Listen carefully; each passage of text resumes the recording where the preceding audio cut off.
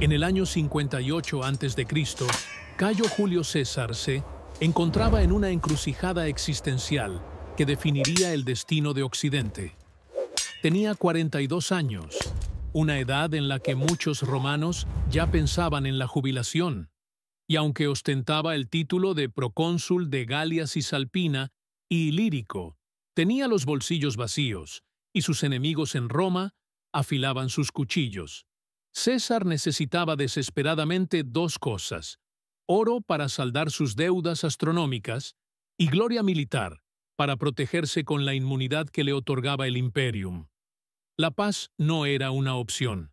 Necesitaba una guerra, una causa justa, un casus que permitiera liberar a las legiones sin aparecer como agresor ante el Senado.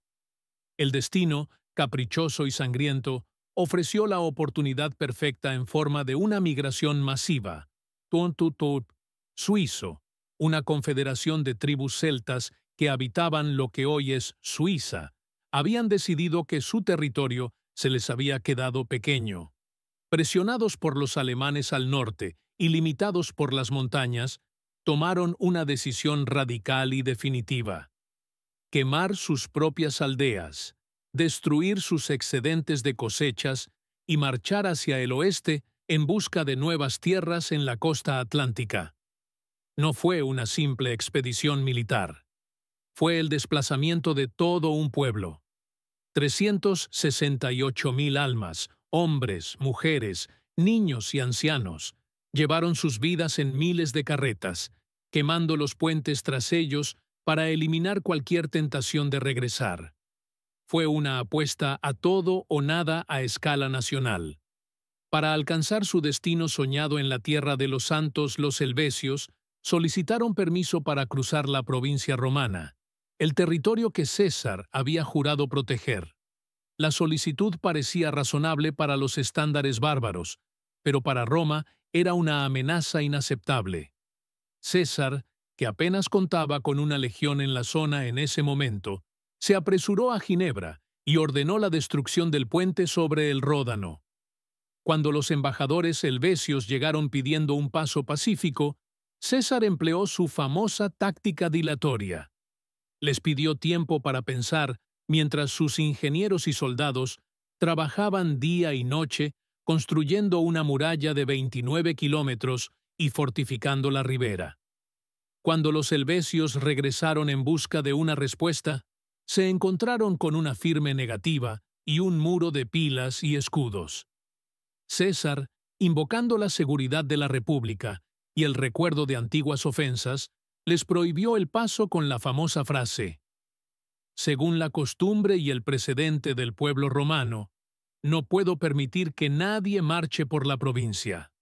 Los helvecios, frustrados, intentaron forzar el cruce en varios puntos, pero fueron repelidos por la disciplina de las fortificaciones romanas. Comprendieron entonces que la puerta sur estaba cerrada y que la llave la tenía un hombre que no negoció. Sin otra opción, los helvecios negociaron el paso a través de las tierras de los Sequani, una ruta más difícil y estrecha hacia el norte, evitando el territorio romano directo, pero amenazando el Eduos aliados de Roma. Esto le bastó a César.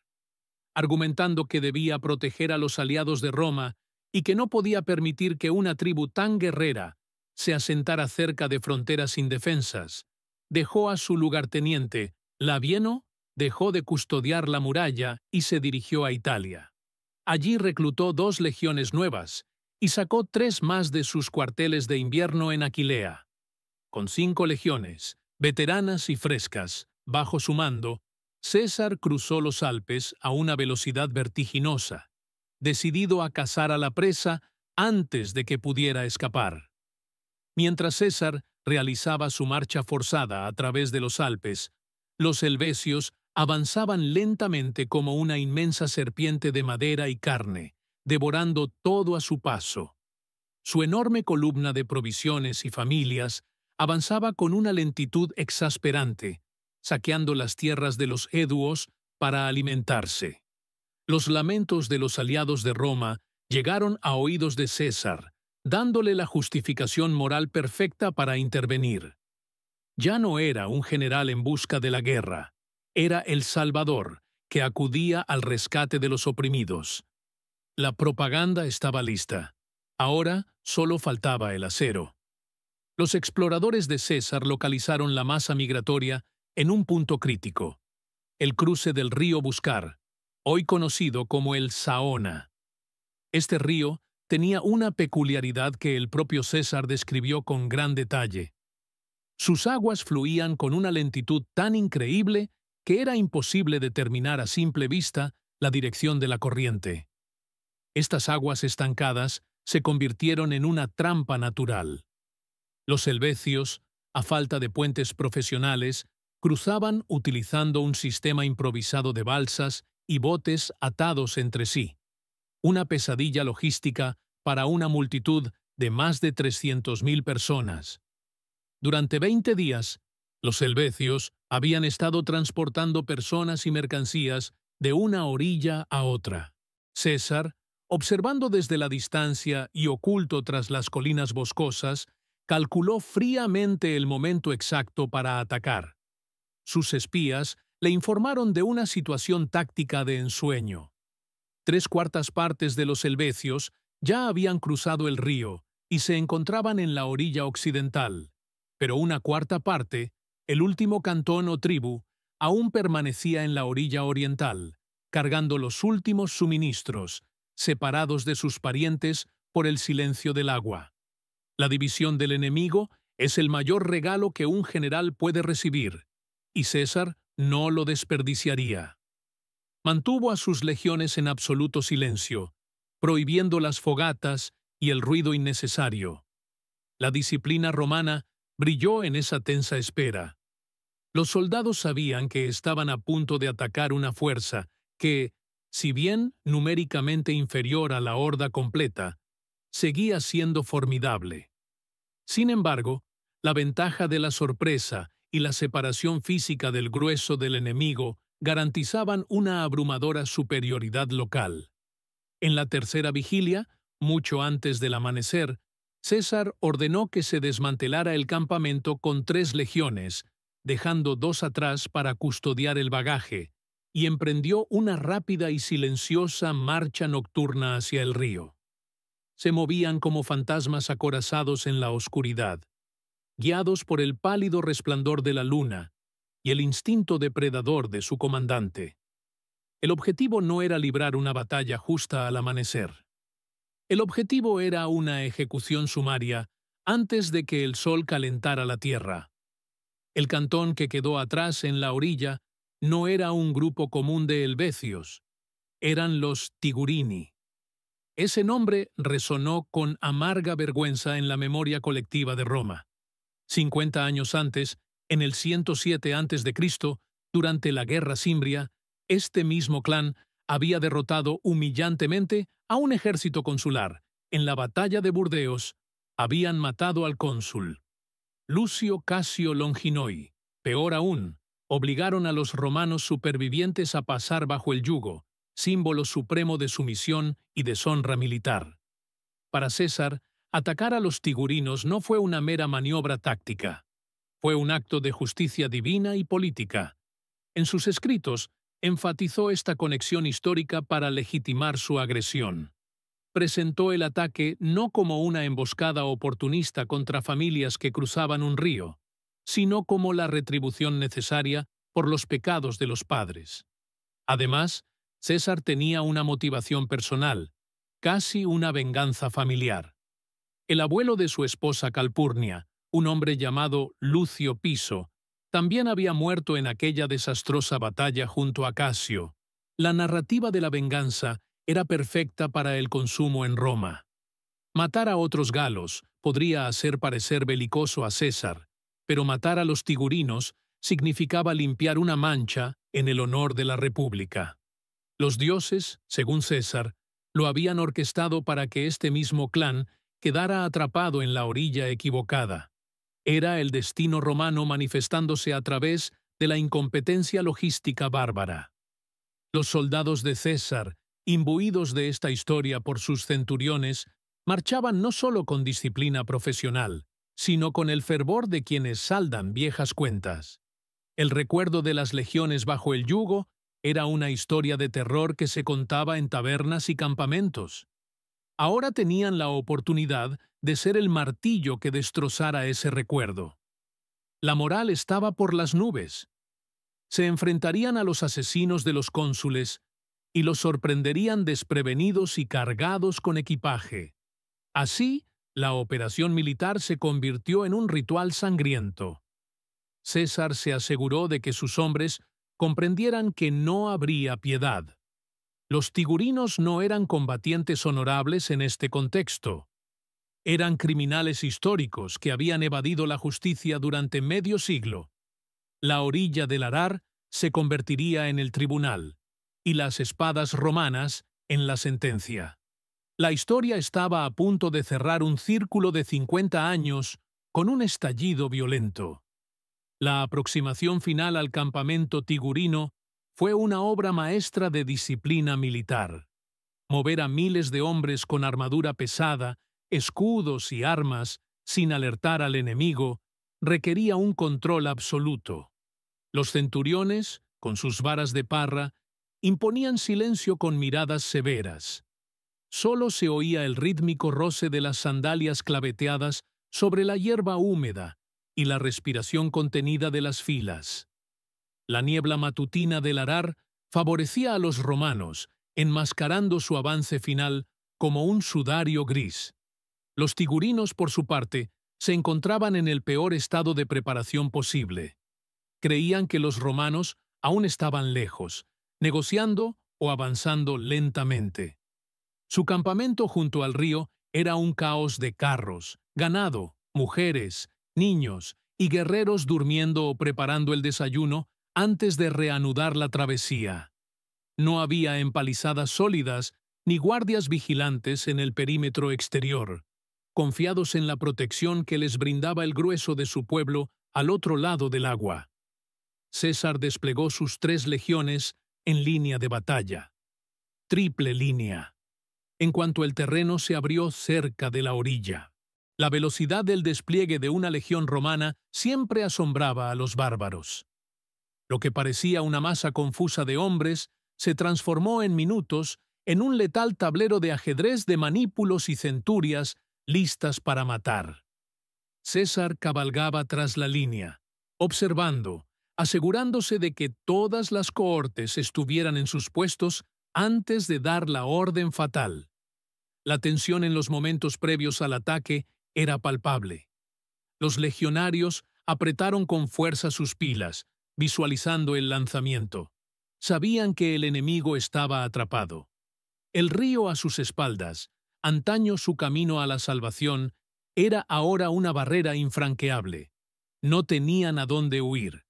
La trampa geográfica era perfecta. Los romanos podían ver el humo de las hogueras galas y oír voces ajenas al peligro que se cernía sobre ellos. Cuando el sol empezó a disipar la niebla, la trampa se cerró de golpe. A la señal de las trompetas, el cornu y la tuba, que rompieron el silencio matutino con un estallido aterrador, toda la línea romana avanzó al unísono.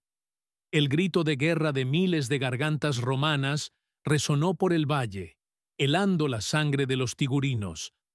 Los galos despertaron no con la luz del sol, sino con el brillo del acero romano que se abalanzó sobre ellos como una ola imparable.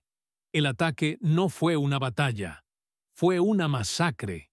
Los guerreros tigurinos, atrapados en sus rutinas matutinas, intentaron desesperadamente apoderarse de armas y oponer resistencia, pero fue inútil. Antes de que pudieran organizarse en clanes combatientes, la primera descarga de pila cayó sobre ellos. Las pesadas jabalinas romanas atravesaron escudos de madera blanda y cuerpos sin armadura, inmovilizando a los hombres contra el suelo o inutilizando sus defensas. El impacto cinético de la carga romana destrozó cualquier intento de cohesión.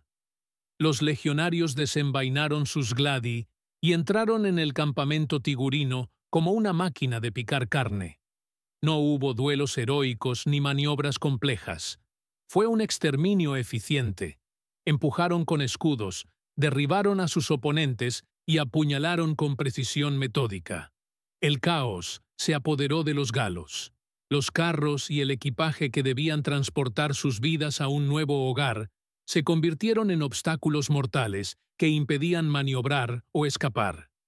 Muchos Tigurini, presas del pánico, huyeron hacia el Arar, con la esperanza de alcanzar balsas o nadar hasta la orilla opuesta, donde el resto de los helvecios observaban horrorizados. Pero las lentas aguas del Arar se convirtieron en una tumba acuática. Cargados de ropa y aterrados por el miedo, muchos se ahogaron bajo el peso de otros que hacían lo mismo. El río, famoso por su lentitud, comenzó a teñirse de rojo, arrastrando cadáveres río abajo a un ritmo agonizante. Otros huyeron hacia los bosques cercanos, dispersándose en pequeños grupos. César envió a su caballería a cazarlos. La orden era clara: no permitir que se reagruparan. La venganza por el cónsul Casio se cobró con creces. Mujeres y niños fueron capturados o asesinados en la confusión. El tejido social del clan Tigurino se desmoronó en una sola mañana. Lo que había sido una cuarta parte de una gran nación migrante dejó de existir como fuerza cohesionada en cuestión de horas. Al final del día, César se encontraba en la orilla del río entre el botín y los cadáveres. Al otro lado del Arar, la inmensa multitud de los helvecios restantes observaba, impotentes para ayudar a sus compatriotas. Habían perdido a una cuarta parte de su pueblo sin lanzar una sola lanza. El mensaje de Roma era claro. La invasión había comenzado, y el precio sería la extinción. César había probado su primera sangre en la Galia, y le gustaba el sabor. La destrucción de los tigurinos fue devastadora, pero el grueso de la horda helvética, 3 cantones completos, permaneció intacto al otro lado del Arar. La barrera de agua que había atrapado a los rezagados ahora protegía al enemigo principal. Los helvecios, recuperándose de la conmoción de ver a sus hermanos masacrados, supusieron que César tardaría semanas en organizar la travesía. Por experiencia, les había llevado 20 días de esfuerzo titánico y balsas inestables trasladar a su gente. Creían que tenían tiempo de huir al norte y desaparecer en la inmensidad de la Galia antes de que los romanos los apoyaran. Subestimaron la verdadera superpotencia de Roma, no la espada, sino la pala y el hacha. César ordenó la construcción inmediata de un puente. Lo que siguió fue una aterradora demostración de eficiencia. Los ingenieros legionarios, trabajando en turnos ininterrumpidos y utilizando madera de los bosques cercanos, lograron lo imposible. Clavaron pilotes en el lecho del río, aseguraron travesaños y colocaron la plataforma a una velocidad que desafiaba la lógica. En apenas un día, el río, que había sido un obstáculo formidable durante semanas, fue domado y convertido en una calzada romana. El impacto psicológico de esta hazaña superó al de la batalla anterior. Cuando los exploradores helvéticos vieron al amanecer del día siguiente que las legiones romanas ya cruzaban el Arar en perfecta formación, el pánico se apoderó del consejo tribal. Lo que les había llevado casi un ciclo lunar, César lo había logrado en una sola rotación solar. Comprendieron que no se enfrentaban a un jefe tribal común, sino a una implacable máquina de guerra capaz de doblegar a la naturaleza misma. Con el puente terminado, César cruzó con el resto de su ejército, unificando sus fuerzas y asegurando su línea de abastecimiento. No lanzó una carga a ciegas, sino que estableció un nuevo campamento fortificado y metódico, demostrando que había llegado para quedarse. La visión de las águilas romanas brillando sobre el agua cambió la dinámica del conflicto. Los helvecios, que se habían visto como migrantes armados en busca de un hogar, se dieron cuenta de que eran presa de una cacería. Esta maniobra de ingeniería envió un mensaje claro a toda la Galia, no solo a los helvecios. César demostraba que las fronteras naturales no significaban nada para Roma. Ríos, montañas y bosques no eran barreras, sino simples inconvenientes temporales. Al cruzar el Arar en un día, César sentó las bases de toda la guerra de las Galias. La velocidad y la tecnología romanas eran tan letales como sus gladi. Ante esta demostración de poder, los helvecios enviaron una embajada para parlamentar. A la cabeza de la misma se alzaba un nombre legendario. Divico este anciano, jefe, no era un diplomático cualquiera. Era el mismo general que 50 años antes había derrotado al cónsul y sometido a los romanos. Su presencia era un desafío viviente, un recordatorio de que Roma podía desangrarse y ser humillada. Divico se presentó ante César no como un suplicante, sino como un igual, con la arrogancia de quien había vencido a las águilas una vez y creía poder hacerlo de nuevo. La reunión fue un colosal choque de egos. Divico ofreció una paz condicional. Si Roma les permitía establecerse donde César eligiera, se irían en paz y dejarían de molestar a nadie. Pero la oferta conllevaba una amenaza velada. Le recordó a César el antiguo desastre romano y el valor helvético, advirtiéndole que no juzgara el valor de toda una nación por un ataque sorpresa a un solo cantón desprevenido. Dijo que su pueblo había aprendido de sus padres a luchar con hombría, no con trampas ni astucia, insinuando que el romano era un cobarde por su asalto nocturno. César, conteniendo su ira ante la insolencia, respondió con calculada frialdad. Dijo que recordaba perfectamente el antiguo desastre y precisamente por eso su recuerdo era doloroso. Los romanos habían sido atacados a traición entonces, igual que ahora los helvecios saqueaban a los aliados de Roma. Aún así, César ofreció una salida. Aceptaría la paz si los helvecios entregaban rehenes como garantía y reparaban los daños causados a los edúos. La respuesta de Divico pasó a la historia por su férrea arrogancia. Mirando a César a los ojos, el viejo guerrero escupió.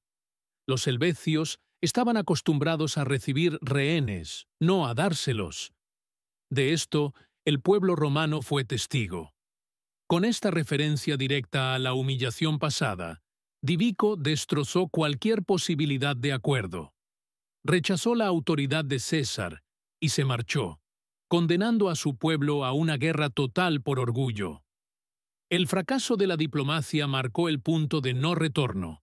César comprendió que la coexistencia era imposible con un líder que vivía de la gloria antirromana. Divico encarnaba el pasado bárbaro que desafiaba el orden romano. César encarnaba el futuro imperial que no toleraba la insolencia. La guerra se reanudó no solo por territorio, sino por honor. Tras el fracaso de las conversaciones, los helvéticos levantaron el campamento y reanudaron su marcha hacia el norte, intentando distanciarse de los romanos. César los siguió de inmediato. Durante 15 días, una tensa y silenciosa persecución se desarrolló por la campiña gala. La vanguardia romana seguía de cerca la retaguardia helvética a una distancia de apenas 8 o 9 kilómetros. César no quería atacar precipitadamente. Esperaba el momento perfecto, un error o un terreno favorable, para desplegar sus legiones y aplastarlas en una batalla decisiva. Sin embargo, la logística se convirtió en la verdadera pesadilla de César. Al alejarse del Arar para perseguir a los helvecios tierra adentro, perdió su ruta fluvial de abastecimiento. El grano prometido por los edúos no llegó. Sus magistrados, liderados por los astutos Domnorix, secretamente simpatizante de los helvecios, ofrecía constantes excusas. «Ya viene, se está recogiendo, está en camino». César veía cómo sus provisiones menguaban a diario. Un ejército hambriento no puede luchar ni mantener la disciplina. La marcha se volvió agonizante. Los soldados romanos, cargados con más de 30 kilogramos de equipo, Avanzaban penosamente bajo el sol y la lluvia, observando al enemigo quemar y saquear todo lo que tenían delante, dejando solo tierra quemada. La frustración crecía. Veían al enemigo a diario en el horizonte, esa inmensa columna de polvo, pero la orden de atacar nunca llegaba. César sabía que atacar a un enemigo numéricamente superior con el estómago vacío era un suicidio, así que reprimió sus instintos y practicó una guerra de resistencia, observando tanto a los helvecios que iban delante como a los traicioneros eduos que iban detrás. Dumnorix jugó un juego peligroso, retrasando el grano con la esperanza de que el hambre obligara a César a retirarse, otorgando a los helvecios una victoria incruenta y aumentando su propio poder. César detectó la traición y convocó a los líderes edúos, reprendiéndolos severamente y exponiendo la conspiración. Fue un momento de extrema fragilidad. Los romanos se encontraban en tierras extranjeras, rodeados de aliados dudosos, persiguiendo una horda masiva, con el hambre acechando más cerca que las espadas enemigas. A pesar de todo, la disciplina de la legión se mantuvo. Marchaban en orden de batalla, dormían con un ojo abierto y construían campamentos fortificados cada noche. 2 semanas siguiendo al enemigo sin combatir tensaron los nervios. Era una guerra de miradas y paciencia, donde el primero en parpadear moría. Durante la persecución, un incidente alteró la moral de ambos bandos. César envió a su caballería 4.000 jinetes auxiliares, principalmente eduos y galos aliados, para hostigar la retaguardia helvética y explorar su rumbo. Era una fuerza considerable, teóricamente superior. Sin embargo, estaba dirigida por oficiales poco entusiastas, algunos leales a Dumnorix, lo que debilitó su espíritu de lucha. Al ver que la caballería romana se acercaba demasiado, los helvéticos decidieron darles una lección. Un pequeño destacamento de apenas 500 jinetes helvéticos se volvió y cargó contra los 4.000 de César. Lo que debería haber sido una victoria romana fácil se convirtió en una derrota humillante. Luchando con ferocidad desesperada para defender a sus familias, los jinetes helvéticos destrozaron a la caballería aliada. En un terreno estrecho, donde el valor superaba al número, 500 hicieron huir a 4.000. Esta escaramuza, tácticamente menor, tuvo un impacto psicológico devastador. Eufóricos, los helvecios se convencieron de que los romanos no eran invencibles. Se detenían con más frecuencia, y su retaguardia incluso los incitaba a la batalla. Creían que César los seguía a distancia, no por prudencia, sino por miedo. Para César, la derrota fue una humillación y una advertencia. Comprendió que no podía confiar en los auxiliares galos para ganar la guerra. Sus ojos y oídos, la caballería, estaban cegados. Ahora dependía completamente de la infantería pesada, las legiones de ciudadanos romanos. Se volvió aún más cauteloso, prohibiendo pequeñas escaramuzas y manteniendo un control férreo. Irónicamente, la nueva agresividad del enemigo era lo que César necesitaba para forzar una batalla decisiva. Los helvecios confundieron la cautela de César con cobardía. Divico y sus jefes creyeron que los romanos estaban acorralados. Esta arrogancia, fruto de una pequeña victoria de la caballería, los condenaría. Olvidaron que matar a auxiliares desmoralizados no era lo mismo que enfrentarse a un muro de escudos de legionarios veteranos.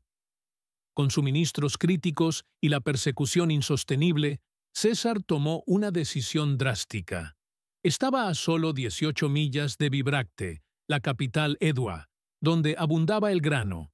Decidió romper el contacto y marchar hacia el oeste, rumbo a la ciudad. Era arriesgado, pues exponía su flanco, pero el hambre era más urgente que Divico. Los exploradores helvéticos malinterpretaron la maniobra fatalmente. Al ver que los romanos se alejaban, creyeron que César huía. Los romanos corren, se extendió por la columna. En lugar de escapar hacia el océano, los líderes helvéticos sellaron su destino. Dieron media vuelta, prefiriendo convertirse en cazadores en lugar de presas, y persiguieron a César, atacando su retaguardia. Cuando César supo que los helvecios avanzaban hacia él, probablemente sonrió. El enemigo había mordido el anzuelo de su propio orgullo. César detuvo su marcha, envió caballería para amortiguar el primer impacto y ordenó a sus legiones que se dirigieran a una colina cercana. Ya no había necesidad de perseguirlos. Venían. Así terminó la fase de arar y la persecución. Lo que comenzó como una masacre fluvial y continuó como un juego de logística y diplomacia, estaba a punto de culminar en una de las mayores batallas de la antigüedad. Los helvecios, embriagados por una falsa confianza, marcharon voluntariamente hacia la trituradora romana. El escenario estaba preparado para la batalla de Bibracte, donde se decidiría el destino de Leontio